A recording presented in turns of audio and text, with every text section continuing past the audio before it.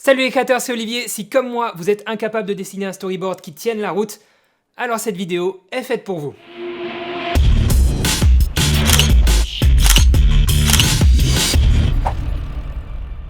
On n'a jamais vraiment parlé de pré-production sur la chaîne, pourtant c'est un élément fondamental et je vous ferai d'autres vidéos à ce sujet. Mais là, Udemy m'a contacté pour me proposer un partenariat pour parler de leur cours en ligne et plus précisément d'un cours que je pourrais choisir pour le suivre et pour vous le présenter. Donc j'avais jamais accepté de sponsoring sur ma chaîne jusqu'à présent, depuis l'ouverture de ma chaîne, et là je me suis dit, il parle de formation, je parle de formation, il me propose de choisir un cours, quel qu'il soit, de le suivre et de vous en parler. Et justement, il proposait un cours de storyboarding, qui est pour moi un élément fondamental lorsqu'on veut s'orienter vers des courts-métrages avec une vraie réflexion de scénario, avec des personnages, avec toute une histoire du court-métrage, du moyen-métrage ou du long-métrage. On va avoir besoin d'un storyboard. Et c'est un élément que je ne maîtrise pas, c'est pas mon métier, je ne suis pas storyboarder. Je gagnais tous les concours de dessin quand j'étais gosse en maternelle, mais entre-temps, j'ai perdu un petit peu toutes mes compétences en dessin, et je me suis dit, tiens, ce serait pas mal parce que j'ai eu des commandes de clients en début d'année 2018 où j'ai dû réaliser moi-même un storyboard parce que j'avais pas le budget pour embaucher un storyboarder pro. Et donc j'ai dû me débrouiller et j'avais pas vraiment les bonnes techniques. Donc là c'était juste l'occasion de suivre une formation, de vous en parler. Donc je pense que ça devrait vous plaire et je vais donc vous présenter dans cette vidéo cette formation de storyboard sur la plateforme donc de cours en ligne Udemy. Here we are again. Take a good look around. It's the same place we always end up. You are my friend. So La formation est composée de 6 sections, 30 chapitres pour un total d'environ 4 heures de cours, donc c'est pas excessif, on arrive rapidement à un résultat satisfaisant. Et en ce qui me concerne, j'ai profité de mon dernier déplacement pour un client, c'était à Barcelone la semaine dernière, pour suivre cette formation, donc que ce soit à l'aéroport, dans l'avion, le soir à l'hôtel, voilà, j'ai trouvé du temps un petit peu à gauche à droite pour petit à petit suivre la formation et m'entraîner. Et pour ça, j'ai utilisé l'iPad Pro, donc je l'aime beaucoup parce qu'il a un stylet, j'ai pu dessiner directement sur cette tablette-là, avec un écran de 12 pouces, c'est hyper confortable, mais forcément vous pouvez, vous de votre côté, si vous n'avez pas un iPad Pro, suivre cette formation sur une autre tablette, sur votre smartphone ou sur votre ordinateur, et vous pouvez bien sûr dessiner à la main sur papier et pas forcément sur une tablette comme je l'ai fait. Alors peut-être que vous vous demandez à quoi pourrait vous servir un storyboard alors que vous n'êtes pas réalisateur professionnel, que vous ne travaillez pas pour des clients, que vous ne filmez pas de moyens métrages, de courts métrages ou peut-être de longs métrages avec des acteurs et plein de scènes. Et bien sachez que lorsqu'on réalise un storyboard, ça vous oblige tout simplement à réfléchir davantage à vos angles de prise de vue, aux sujets que vous allez filmer, comment vous allez filmer ces sujets, d'autant plus que comme je vous le dis et je vous le redis, il est super important selon moi de penser à son enchaînement de plans en amont lors de la pré-production pour obtenir en fait une cohérence en termes de transition lors du montage. Et selon moi, c'est ce type de détail qui fera une énorme différence entre un montage que je vais appeler rafistolé avec plein de transitions réalisées en post-traitement comme des smooth zoom, des smooth rotations, enfin plein d'effets que vous allez pouvoir faire sur Premiere ou sur After Effects. Alors je plaide coupable parce que je vous fais des tutoriels sur ce type de transition, parce que forcément parfois c'est intéressant, mais si vous en abusez, on va comprendre que vous n'avez pas forcément réfléchi à vos transitions, à vos plans lors du tournage. Et ça va être une grosse faiblesse qu'on va retrouver dans beaucoup de réalisations amateurs. Et de l'autre côté, donc, vous avez des montages qui vont être plus réfléchis, plus aboutis, parce qu'ils vont être pensés dès le tournage et donc prévus un minimum en pré-production et bien souvent donc avec un storyboard. Alors bien sûr, on ne peut pas toujours savoir ce qu'on aura en face de nous le jour du tournage, notamment lorsque vous faites des vidéos de voyage ou de famille, vous faites un déplacement, une balade, une randonnée, vous n'allez pas forcément avoir une connaissance précise du lieu de tournage avant le tournage, notamment si vous allez avoir en face de vous des montagnes, des bâtiments, vous allez peut-être avoir une météo qui va être changeante, voilà, tout ça vous ne pouvez pas forcément l'anticiper pour chacune de vos réalisations, et c'est aussi le cas pour moi, d'ailleurs je vous en parlais dans un de mes making-of concernant ma vidéo du chêne, qui était entièrement improvisé, je vous mets ça dans une fiche si ça vous intéresse, mais selon moi, il est quand même possible de savoir un minimum quel type de plan vous avez envie de filmer, quel type de sujet vous allez filmer, est-ce que c'est un sujet humain, est-ce que ce sont des animaux, est-ce que ça va être un bâtiment, voilà, peu importe, si ça va être peut-être un paysage naturel, un paysage urbain, une rue, enfin bref, vous allez pouvoir peut-être anticiper vos angles de vue et vos transitions grâce à un storyboard plus ou moins détaillé. Vous n'êtes pas obligé de faire un storyboard qui aille dans les moindres détails, vous n'êtes pas obligé par exemple de définir le sexe de l'individu, vous n'êtes pas obligé de dire ça ce sera un homme, ça ce sera une femme, peu importe. Vous allez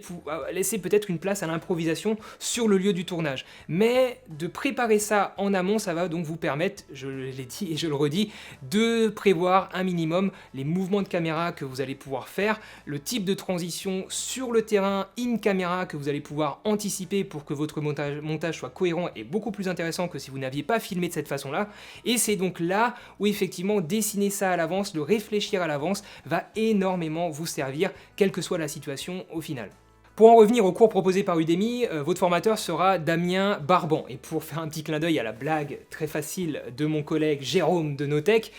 Damien Barban n'est pas Barban du tout. Il va réussir à vous expliquer de façon très simple, et d'ailleurs ce cours est orienté pour les débutants, donc même si vous n'avez aucune notion en dessin, vous allez pouvoir suivre ce cours et arriver à un résultat satisfaisant à la fin, je vous le garantis. Damien va vous expliquer de façon très simple comment par exemple retranscrire une émotion dans le visage d'un personnage, et ça avec des dessins très basiques, un cercle, deux yeux, une bouche, un nez, vous n'avez pas besoin de faire quelque chose de très complexe, et il va vous expliquer quels sont les codes en fait dans un visage qui vont faire qu'on va pouvoir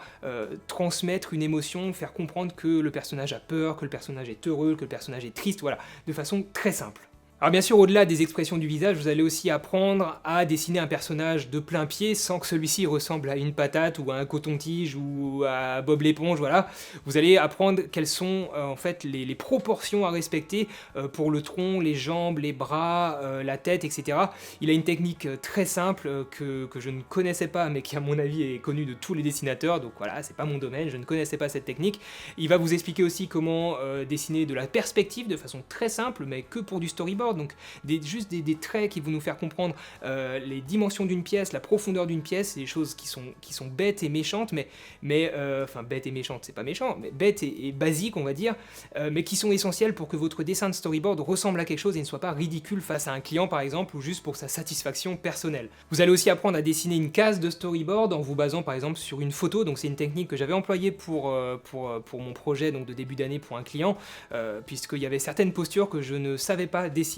intuitivement, j'avais aucune idée de comment reproduire, je sais pas, toute une famille sur un canapé, donc je m'étais basé sur une photo, j'avais recopié la photo avec un système de calque, donc que ce soit sur Photoshop ou sur ma tablette ici avec Sketch, voilà, il y a plein de techniques pour ça, vous pouvez même utiliser, je sais pas moi, du papier calque si vous n'avez pas de support numérique, vous pouvez faire ça en dessin avec un crayon, ça a fonctionné aussi en imprimant bien sûr la photo à l'avance, donc il va vous expliquer un petit peu ces techniques-là qui sont vraiment pour le coup, encore une fois, accessibles à toutes et à tous, même si vous n'avez aucune notion en dessin, là c'est du recopiage de photos, donc c'est très simple et c'est extrêmement efficace. Donc Damien va aussi vous apprendre à travailler sur les ombres et les lumières qui vont vous permettre de donner de la profondeur à vos dessins et à vos personnages. Ça aussi c'est quelque chose qui apporte beaucoup pour un storyboard un petit peu plus travaillé qu'un storyboard basique. On va aussi aborder la question des types de plans que vous pouvez réaliser, de la narration filmique aussi, qui va être rattachée forcément à votre case de storyboard pour bien comprendre ce qui se passe dans cette case de storyboard, que ce soit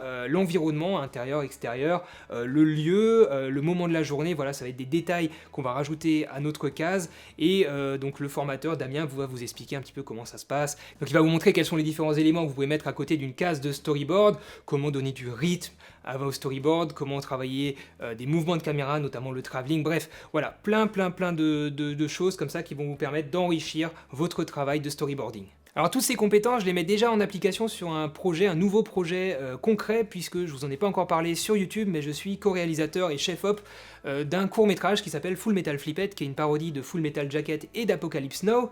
Donc en tant que co-réalisateur, il va falloir que je sois capable de transmettre mes volontés de scénarisation et de réalisation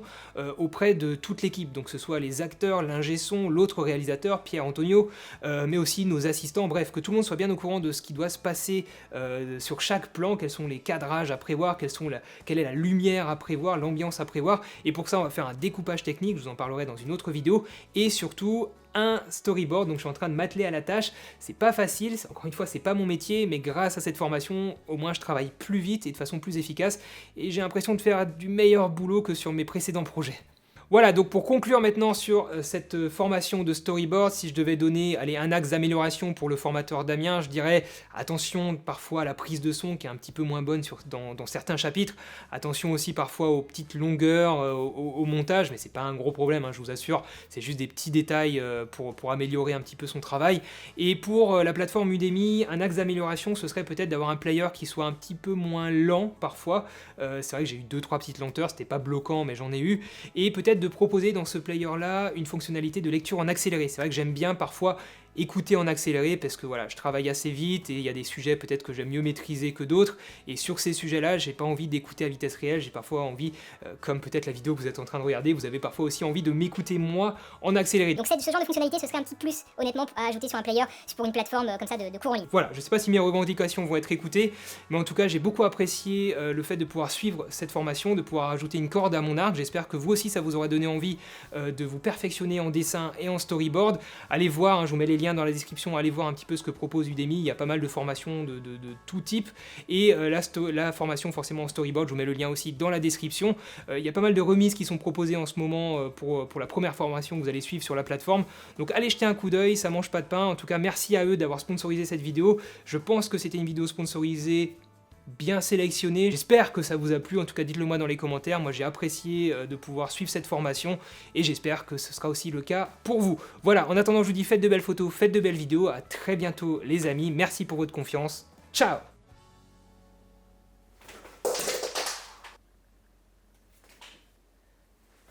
Je suis plus aussi bon qu'au lycée, hein.